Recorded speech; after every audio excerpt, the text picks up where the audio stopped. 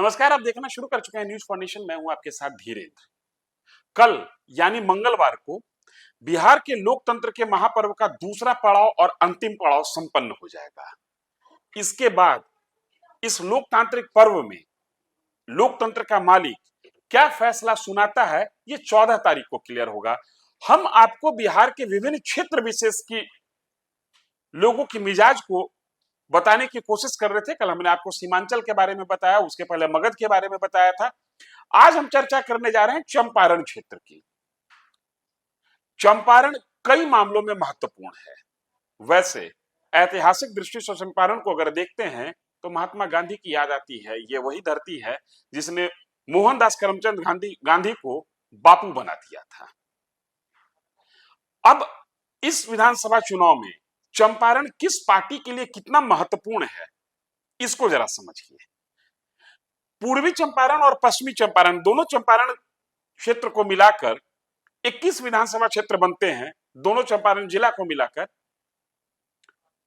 और 2020 के विधानसभा चुनाव के दरमियान यहां 21 में से 17 सीटें एनडीए और उसमें भी अधिकांश सीटें बीजेपी जीतने में कामयाब रही थी।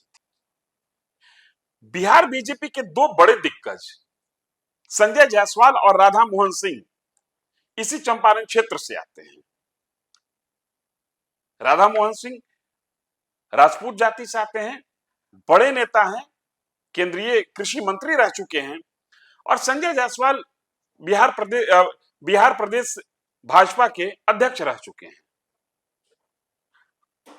दोनों सांसद हैं, लिहाजा दोनों की साख दांव पर लगी हुई है। मोतिहारी प्रॉपर विधानसभा क्षेत्र से प्रमोद गुप्ता चुनाव लड़ रहे हैं, मंत्री रह चुके हैं। और उनको चुनौती मिल रही है देवा गुप्ता से। देवा गुप्ता मोतिहारी का चर्चित नाम, जो अपराध की दुनिया से निकलकर राजनीति की दुनिया में कदम रख रहा है और खेल बिगाड़ने में एक व्यक्ति की और महत्वपूर्ण एक व्यक्ति का नाम और बड़ी गंभीरता से ली जा रही है, दिव्यांशु भारद्वाज की। वही दिव्यांशु जो पटना यूनिवर्सिटी के निर्दलीय अध्यक्ष बने थे, तो वो भी मोतिहारी विधानसभा क्षेत्र से ताल ठोक रहे हैं। अगर हम इसको थोड़ा और इलेबोरेट करें, वाल्मीकि नगर से जदयू के धीरेन्द्र प्रताप सिंह मैदान में है, उनके सामने है कांग्रेस के सुरेंद्र कुशवाहा। यहां ये विधानसभा वाल्मीकि नगर महत्वपूर्ण इसलिए है कि यहां से जन स्वराज के उम्मीदवार की नामांकन रद्द हो गया है। लिहाजा त्रिकोणीय चुनाव होता, लेकिन चुनाव अब 1 to 1 होकर रह गया। राजनगर सुरक्षित सीट भाजपा ने भागीरथी देवी को हटाकर नंदकिशोर राम को उतारा। राजद के सुबोध पासवान मैदान में है। टिकट कटने से नाराज भाजपा के समर्थक भीतरघात यहां कर सकते हैं, ऐसा कहा जा रहा है। पूर्वी चंपारण से 8 सीट भाजपा के पास है। और यहां जातीय समीकरण को साधने की भरपूर कोशिश हो रही है। मोतिहारी की चर्चा मैंने आपको की। नरकटिया से राजद के शमीम अहमद और जदयू के विशाल शाह आमने सामने हैं। गोविंदगंज एक महत्वपूर्ण क्षेत्र है, जहां से राजू तिवारी, जो लोजपा और चिराग पासवान की पार्टी के प्रदेश अध्यक्ष हैं, वो मैदान में है और उनको चुनौती मिल रही है कांग्रेस के शशि भूषण राय से। यहां भी भीतरघात की संभावना बनती हुई दिख रही है।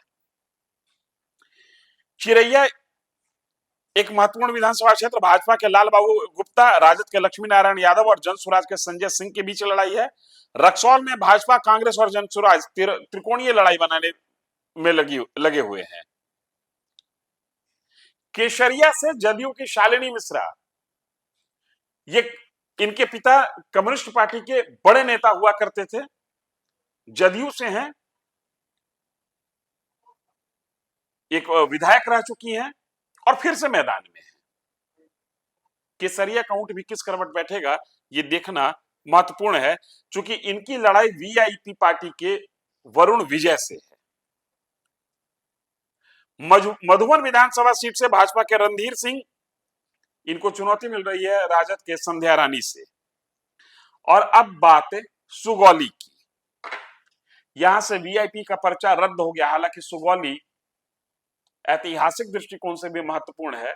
सुगौली की संधि हुई थी अंग्रेज और नेपाल के बीच में।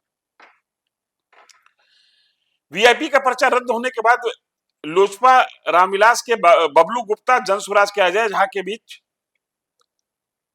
लड़ाई बनती हुई दिख रही है। मतदाता बोल रहे हैं कि वोट विकास के मुद्दे पर होगा, लेकिन विकास का मुद्दा भी बिहार की राजनीति में और खासकर चुनावी राजनीति में जाति की राजनीति के आगे बौनी पड़ जाती है। लेकिन सबसे महत्वपूर्ण जो चंपारण क्षेत्र को लेकर मैं जो कहना चाह रहा हूं वो ये है कि 21 में से 17 विधानसभा सीट अगर किसी पार्टी विशेष को और किसी गठबंधन विशेष को इन दो जिलों से मिल रही है, तो समझिए कि ये दो जिले उस गठबंधन के लिए कितना महत्वपूर्ण है। यहां से संभव है कि जीत की चाबी एनडीए के हाथ लगे। बेतिया प्रॉपर से रेणु देवी मैदान में है। ये पूर्व उप मुख्यमंत्री रह चुकी हैं।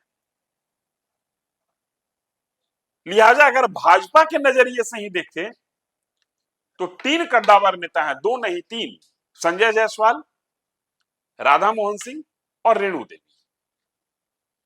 इन तीनों के आश्रय एनडीए की नैया चंपारण जिले में, खास दोनों जिला पूर्वी चंपारण और पश्चिमी चंपारण में पार लगेगी।